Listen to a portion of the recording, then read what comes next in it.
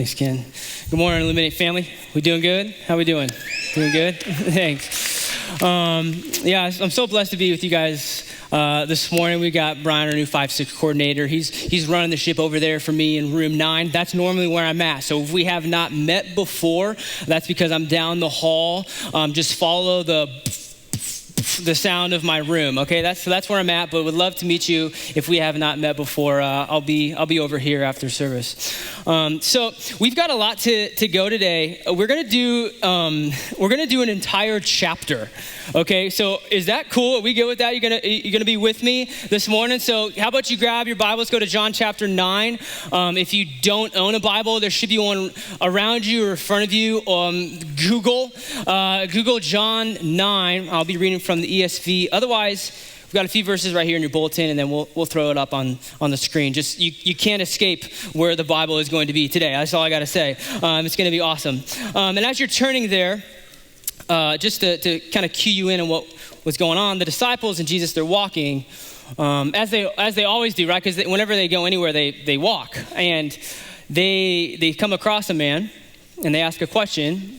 They asked a question about basically a common thing of life back then, and it's one of those things where, like, here's the deal: if you're walking with the creator of the universe, wherever you're going, and you're not asking him like awesome questions, like if you're not trying to stump him, then you're doing it all wrong, right? Like there's so many questions that I want to ask Jesus one day that they're like what right next to him. You have an infinite amount of podcasts on any road trip that you take with Jesus. And I just did a road trip with my family. We did San Diego, and I've got a 2 and a 4-year-old. And let me tell you, my 4-year-old is a podcast, all right? That kid loves to talk, and he's in the why stage. So if you're a parent or if you had a 4-year-old, you know what I'm talking about. Everything is a why.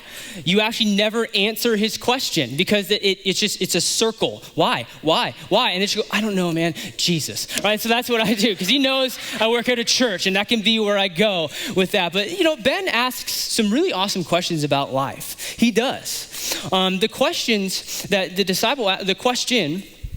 disciples ask here, at first it seems kind of alarming, if I'm honest when you're reading it, but then it actually kind of makes sense as Jesus explains and what he does in this chapter. So follow along with me if you have your Bible open. John chapter 9, verse 1. As he, being Jesus, passed by, he saw a man that was blind from birth, and his disciples asked him, Rabbi, who sinned? Was it this man or was it his parents that he was born blind? And Jesus answered, it was not that this man sinned or his parents, that the works of God might be displayed in him. We must work the works of him who sent me while it is day. Night is coming, and when no one can work. As long as I am in the world, I am the light of the world. We've seen that theme now for a couple weeks, right? Jesus says, I'm the light of the world. Now, when they walk by this guy, and you might be thinking, wow, that was pretty messed up. All right, he's blind, but he can still hear, right? Like, what happened? Like, what did he do?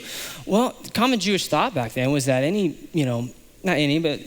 sin could cause suffering, could cause a life sort of situation where maybe it's a deformity like he was born with blindness. Or if a farmer's crop died, like, what happened? What did you do? If there was some sort of a life suffering that was going on, thought was, where did it come from? What did it cause it? How did he get out of it? That was what the disciples are thinking. So they see him and they're going, man, what could his parents have possibly done when he was being born? He's born blind. And Jesus says, I love it.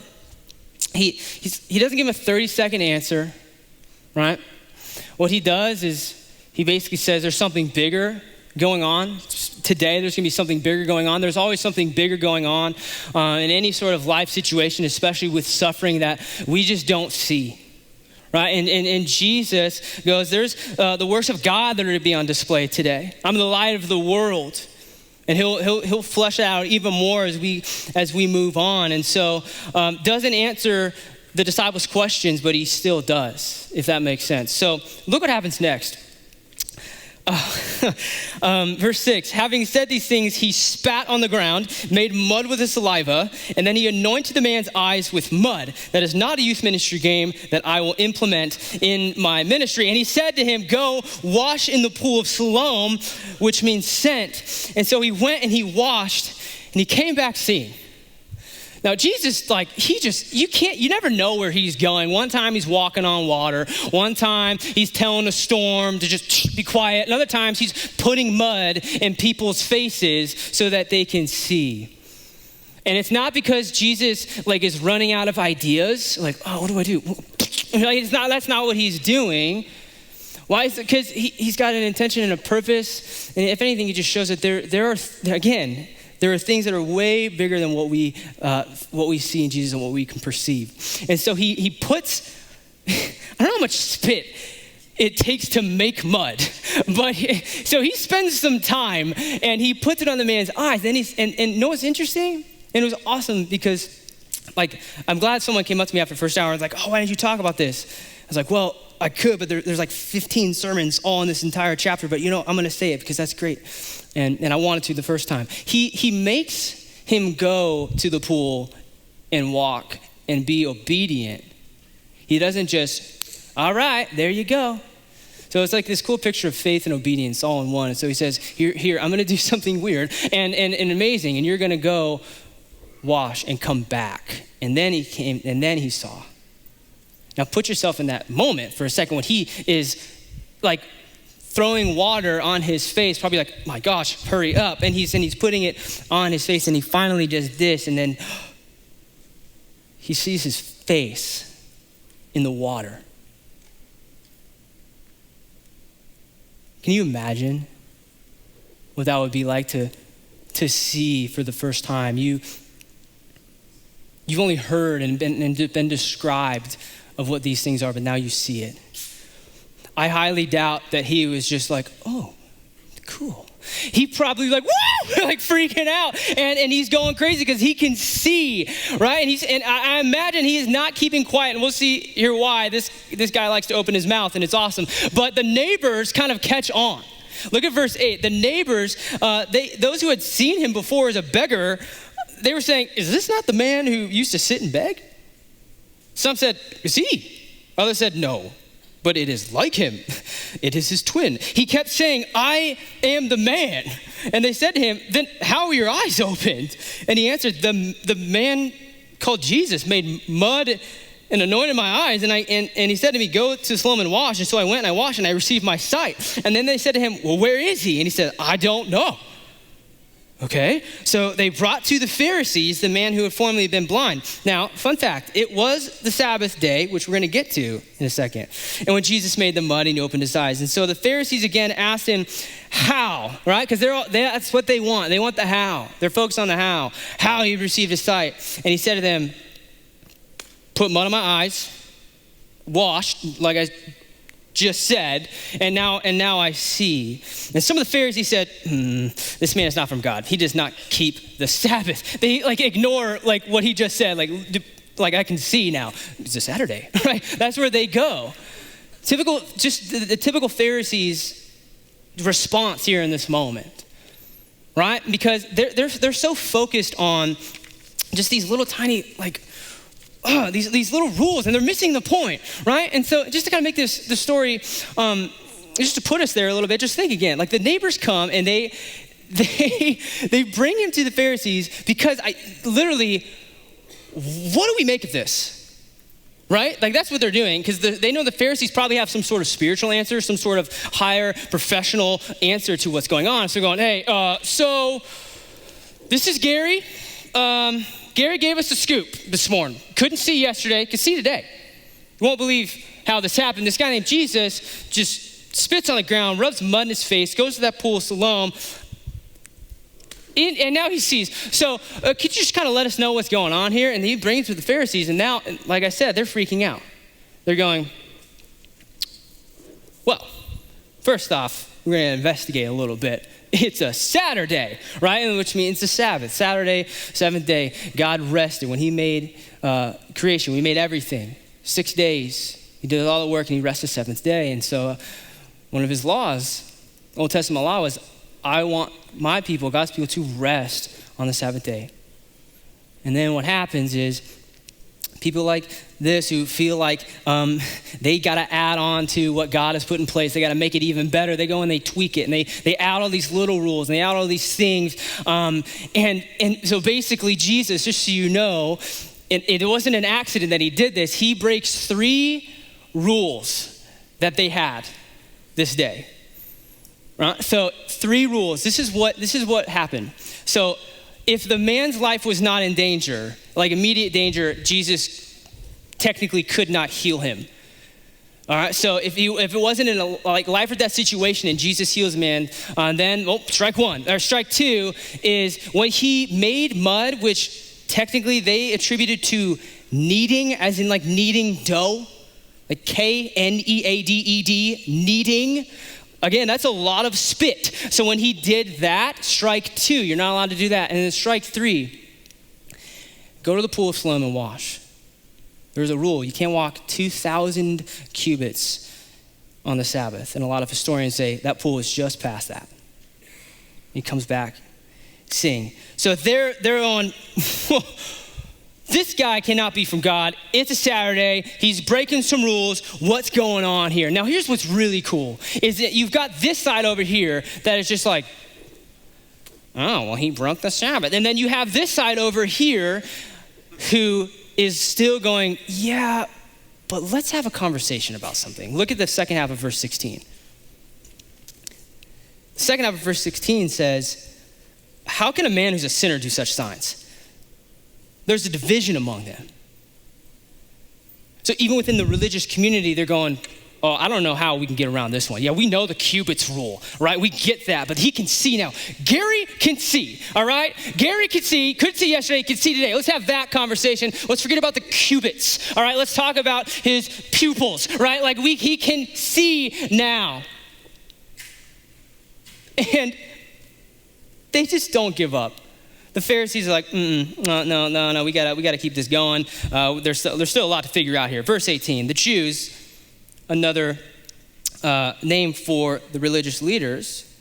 Oh, excuse me, I skipped 17. This part is a big deal. Because they ask him, look at 17. What do you have to say about him since he opened your eyes? He said he's a prophet. Because this blind component, the blindness thing is messing with everyone's heads here, the religious leaders. Want to know why? Look at your bulletin. If you have your bulletin here, Luke 4 is right there on the bottom. It was prophesied and promised in Isaiah chapter 61. Something pretty crazy. Jesus steps onto the scene here in Luke chapter 4, and he opens up a scroll to Isaiah, and he finds the place.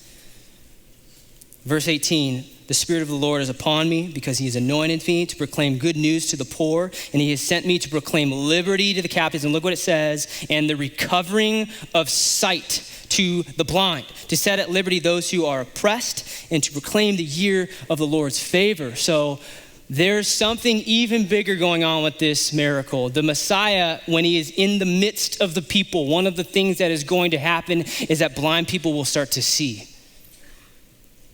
So this isn't just an everyday sort of, oh, all right, here we go. We got to get this guy in trouble again. When this guy's saying, hey, I can see, and like this is big, because this is probably messing with their heads. They're going, whoa, this sounds familiar. Look at verse 18. The Jews did not believe that he had been blind and he had received a sight until they called the parents of the man who had received a sight, and they asked them, is this your son who you say was born blind? How then does he now see? And his parents answered, we know this is our son and that he was born blind, but how he now sees, we don't know, nor do we know who opened his eyes. And look at this. Ask him. He's of age. He can speak for himself. Bad parent move right there. He's 13. He's out, right? Really? Well, look what John says, this little parenthetical statement in verse 22. His parents said these things. Why? Because they feared the Jews. Because the Jews had already agreed that if anyone should confess Jesus to be the Christ, he used to be put out of the synagogue. Therefore, his parents said, he's of age, ask him. And now for the second time, verse 24, they called the man who had been blind and said to him, give glory to God. We know, right? They're now kind of pushing the envelope here a little bit. We know that this man is a sinner. And he answered, whether he's a sinner, I don't know. He uses their language. One thing I do know, that though I was blind, now I see. Have you heard that before? Though I was blind, now I see. Black and white, mud, blindness, mud, washed, sight. All right, that's like, he's like, listen, that's all there is. And they said to him, what did he do to you? How did he open your eyes? He's like, I literally just told you. And what does he say? I've already told you already, and you would not listen. Why do you want to hear it again? Do you also want to become his disciples? Woo! Getting sassy. Oh, there's some guy in the background going, oh, right? Some of the division group, like, I told you. And like, he's going, well, you want to be his disciples? And they get mad. They get so mad. Look, it's like they revile him saying, no, you are his disciple. We're disciple of Moses. We know that God has spoken to Moses, but as for this man, we don't know where he comes from. And the man answered, this is an amazing thing. The sassiness goes up a bar, right? This is so awesome. I love this guy. This is an amazing thing. You don't know where he comes from, and yet he opened my eyes. We know that God does not listen to sinners, but if anyone is a worshiper of God and does his will, God listens to him. Never since, look at this, never since the world began has it been heard that anyone opened the eyes of a man born blind. We just talked about that. He gets it, right? If a man were not from God, he could do nothing. He's got nothing to lose at this point, right? Because he's seeing for the first time, right? He's like, that's what the mountains look like. That's what the sun looks like, right? Like that's what he's finally able to be in that moment. And he's looking at these guys. He's like, I don't like what I see, but hey, I got sight, so I'll take it. And he's like, I was blind, now I see. And he just shares his story. He shares it in front of them with courage and with boldness. Look what happens. Verse 34. They answered him, you were born in utter sin. Are you going to teach us? And they cast him out.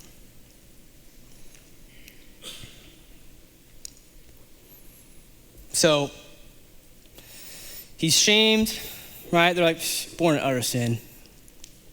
You're nothing. Cool, you can see now. If we believe you.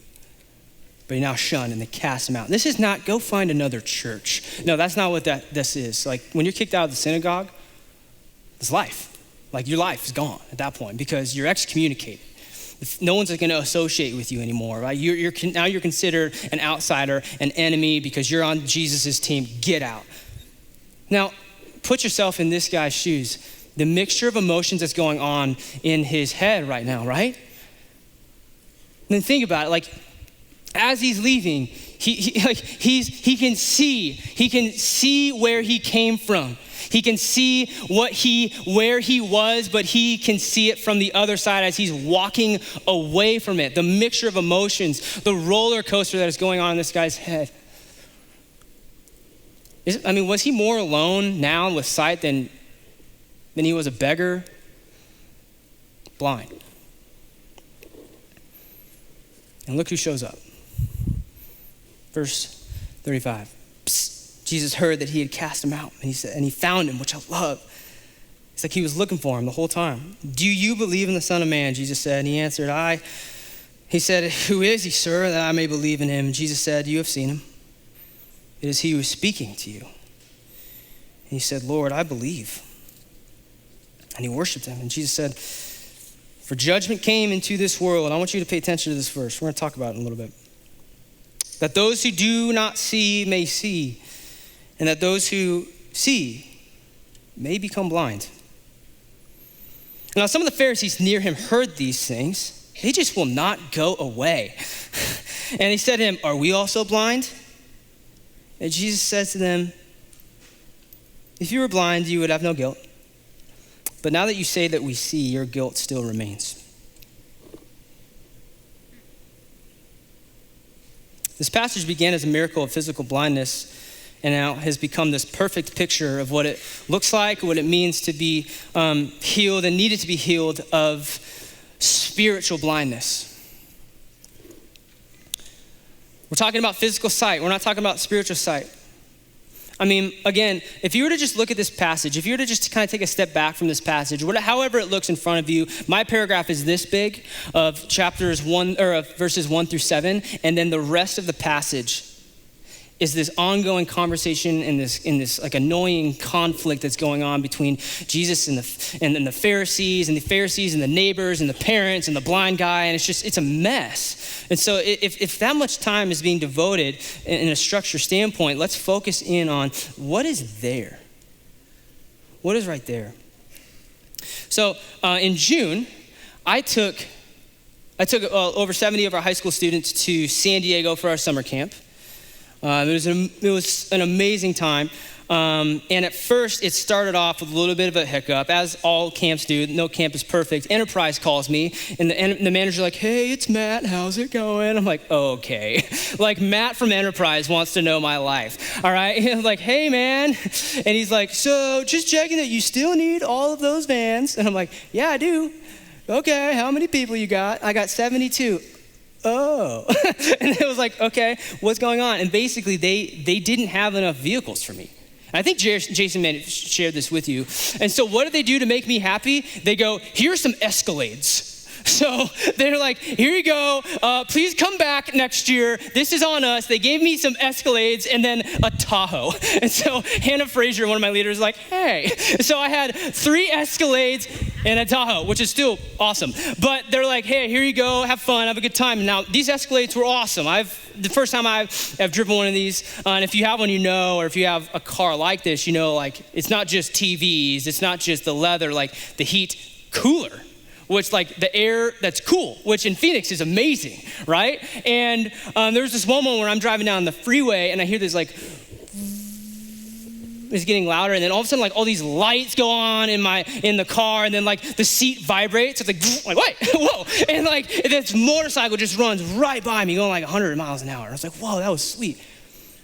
If you back up, you can see not just the picture like in a perfect HD 4K video of like diagrams, like this is a tree, don't hit that, right? But it's like this idea of what is this car doing? There are things that I cannot see that are around me that are actually there that you cannot see on your own.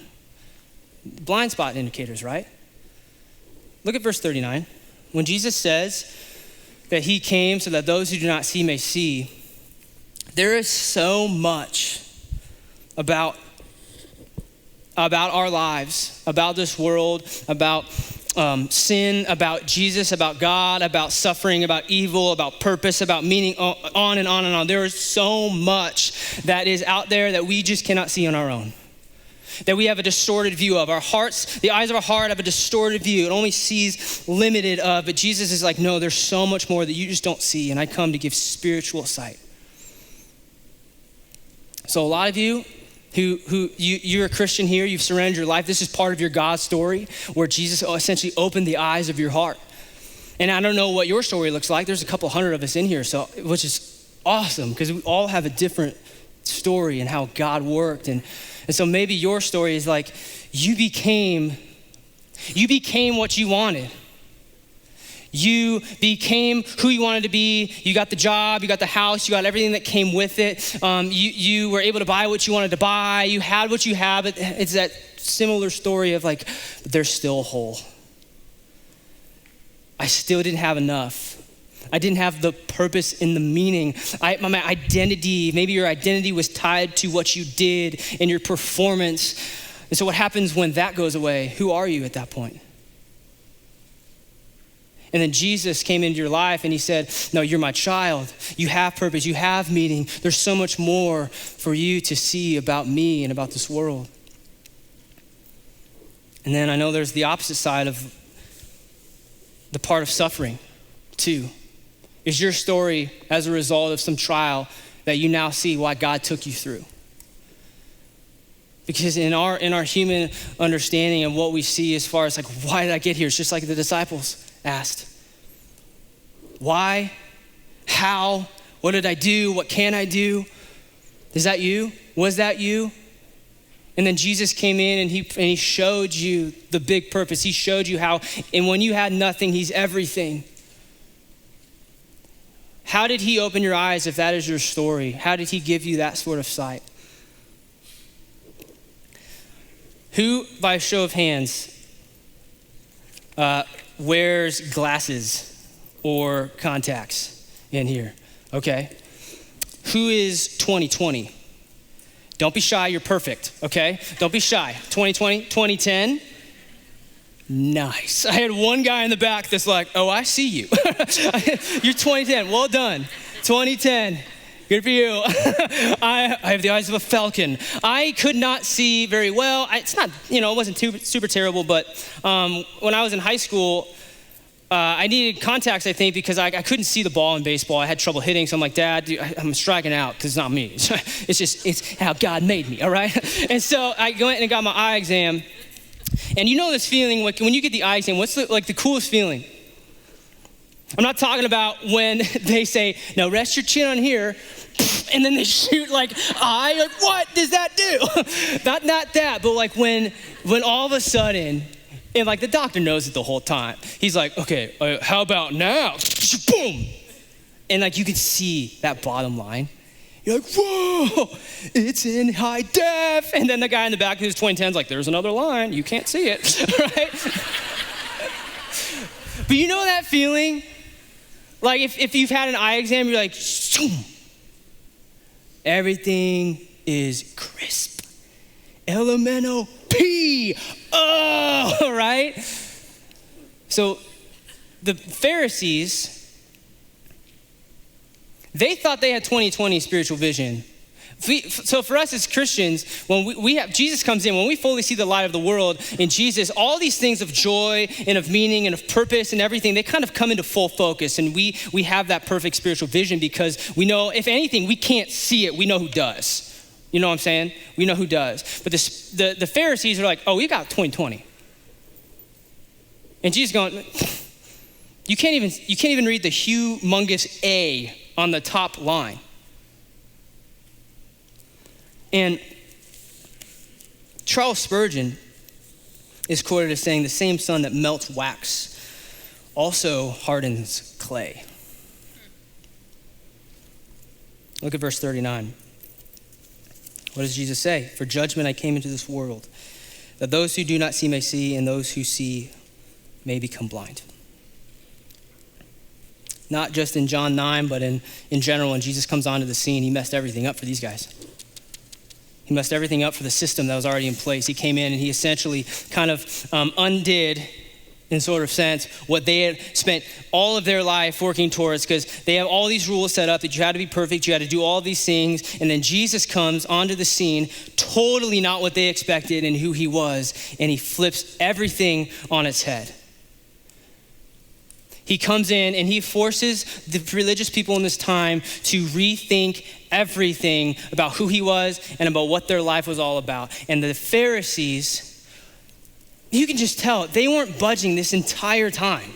They kept coming back. They kept asking the same question. They come back at the very end like, are we blind? Right? They come back at the very end because it's this idea of, it's not that they didn't believe Jesus. They didn't want to. They didn't want to. Is that a similar thing for you?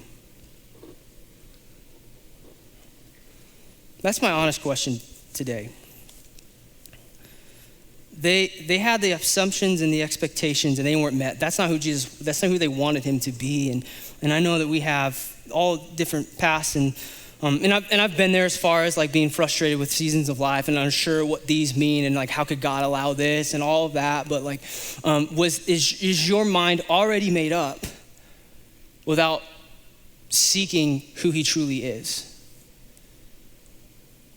And is it possible that Jesus is right in front of you the whole time, but there's something in the way for you to fully see him? Is it in here? And Jesus says, and the warning here in Scripture is that sometimes God gives us what we want in this. And so I plead and I encourage and I challenge you, please don't lead with your expectations, assumptions, and a made-up mind without first understanding who Jesus is.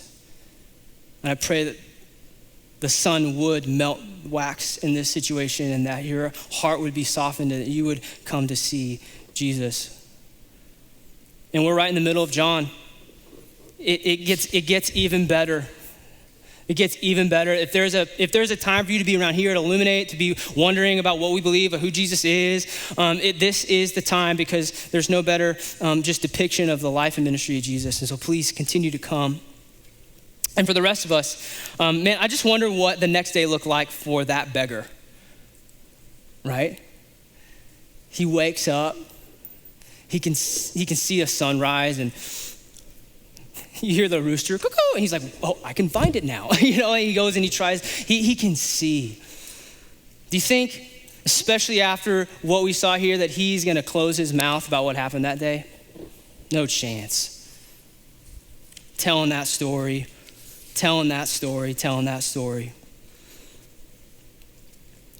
We're all who have surrendered our lives to Jesus, a beggar that was once helpless, found out by Jesus and given sight. We all have a story. It's different.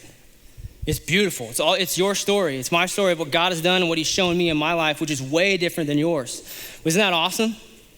Because how multitasked God is and how incredible God is, that he doesn't work in the same way. Just so you know, there's other stories of blind men being able to see, and it wasn't just mud.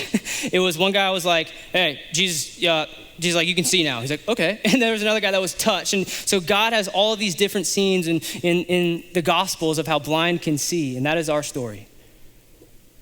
Illuminate family, there's a couple hundred of you in here that all have a different story of how God showed you what you needed to see in your life. And so I like this beggar who has a story to tell. Are we doing that? Are we looking for ways to provide clarity? What situations in front of you, if you know someone has a season of suffering right next to you, is it possible you could show them maybe something that they don't see and point to Jesus in that moment? Wherever you're at, whatever you do, don't stop telling your story about how you can see Jesus. Let's pray. We're going to invite the band up. We're going to sing a few more songs to just continue worshiping and rejoice this morning. God, we're so just in awe of Jesus and his wisdom, his timing, his power, God, and his plan. In this scene, he did something unexpected, he did something kind of crazy, and he did something amazing. God, I know there's a lot in this room where that's the story too. And Father, would you embolden us to share what now we see and what our life means now. And God, and then my prayer also for those in this room that maybe there's some pushback against God. There's some things that are standing in the way, God, that you would continue to soften their hearts and you would reveal yourself more and more. Jesus, we love you so much. Thank you for this time. In your name we pray. Amen.